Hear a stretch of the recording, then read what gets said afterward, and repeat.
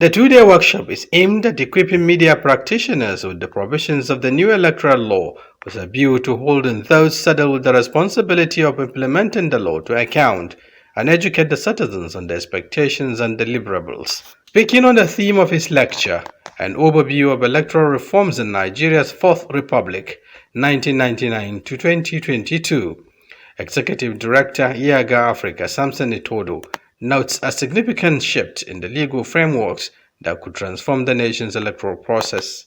We're concerned, with the high cost of forms being imposed by political parties, whether for election of national executive members as well as candidates. And if parties for just national executive committee members are charging high cost of fees for the forms, I wonder what will be the case when it comes to the primaries that are due to commence in just a couple of days. So these are some of the provisions. But on the whole, I think that provision on the electronic transmission of accredited voters as well as results is a laudable one, a remarkable transfer of the process. The provisions on INEC's financial independence, under Section 3, Sub 3, will guarantee INEC's independence. Other resource persons and participants speak on their interventions and major takeaways.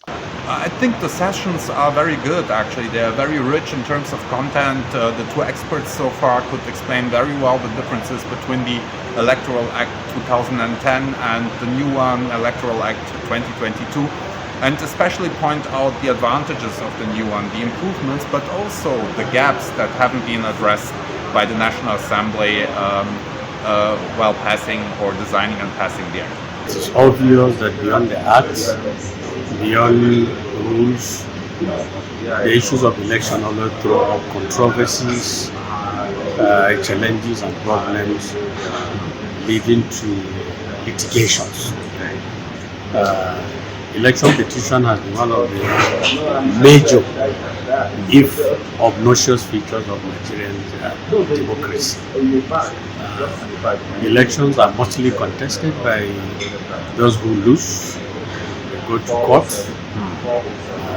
So I'm going to speak on clauses in the just amended Electoral Act that are likely to trigger controversies leading to election petitions. To me, it's an eye-opener, exposing us to the integrities of the new Electoral Act. So, as media practitioners, we want to inform, we have to be well informed. So this is a good platform for capacity building in the area of the Electoral Act. So I've been informed.